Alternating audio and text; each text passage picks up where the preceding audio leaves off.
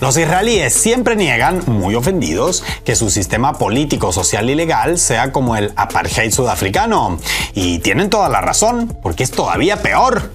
Tomemos el caso, por ejemplo, de la pena de muerte. En estos días, el Parlamento israelí pasó una ley que aprueba la pena de muerte. Como buena única democracia de Oriente Medio que se precie de serlo, varios políticos, entre ellos el ministro de Seguridad, lo celebraron brindando con champán. Lo interesante aquí es que se trata de una pena de muerte algo, digamos, peculiar, porque sin entrar en demasiados detalles, la ejecución solo aplicaría para palestinos. Como lo oyen, estamos ante un marco legal tan retorcido que la condición fundamental para aplicar la pena capital no sería el delito cometido en sí, sino la identidad de quien lo cometa. La legislación recién aprobada consiste en que, en casos de atentados terroristas u homicidios con ese fin, se aplicará la pena de muerte en el caso, atención, de que el acusado lo cometa con la intención de negar la existencia del Estado de Israel.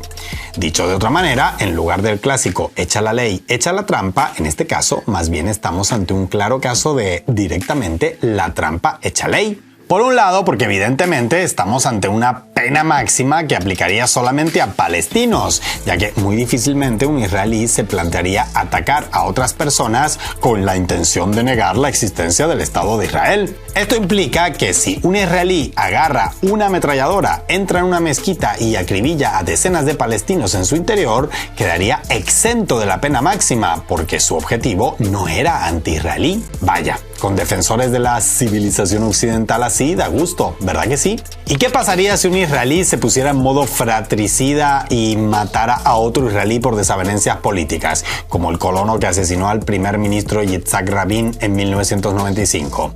Pues de acuerdo a la nueva ley, a pesar de su estatus de magnicida orgulloso de serlo, el asesino de este ejemplo se salvaría de la horca porque en su motivación no estaba perjudicar los intereses israelíes, sino eliminar a quien percibía como traidor a esos mismos intereses. En otras palabras, estamos ante una ley que considera como atenuante que asesino y asesinado compartan pasaporte.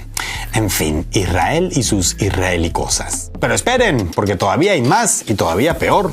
Y es que en el estadísticamente improbabilísimo caso de que un israelí atentara contra otro israelí y la motivación tras ese homicidio fuera perjudicar los intereses israelíes, el israelí anti-israelí de ese supuesto tampoco sería enviado al patíbulo.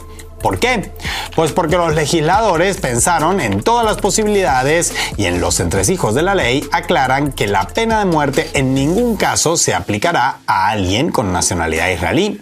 Es decir, que la soga es solo para quienes no la tengan. Y desde su punto de vista es totalmente lógico. Si estás dispuesto a montar un apartheid, hazlo hasta sus últimas consecuencias. Pero cuidado, que vienen sorpresas, porque ya que acabamos de mencionar el término apartheid, retomemos ahora el enfoque con el que abrimos el video.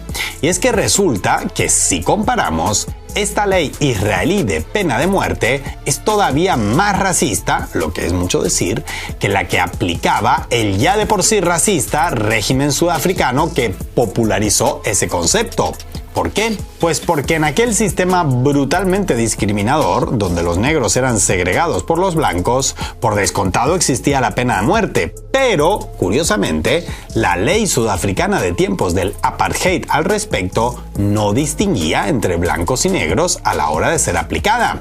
Obvio que los segundos eran abrumadoramente más ejecutados que los primeros, pero no había ningún impedimento legal para aplicar la pena máxima a sudafricanos blancos, como en efecto así ocurrió en decenas de ocasiones mientras ese castigo fue legal.